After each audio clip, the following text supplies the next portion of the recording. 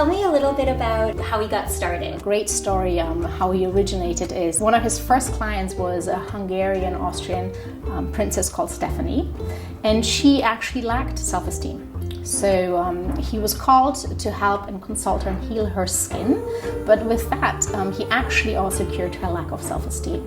She was rejected by her husband and really withdrew from society as a result of that, and wasn't comfortable, going out in public. And when he came to rescue her, he realized she didn't want to cover up her skin, but she really wanted to heal her skin. And he developed what you will be able to see at the Makeup Museum, and also we're bringing back for the Makeup Museum is Shake It, the first no makeup.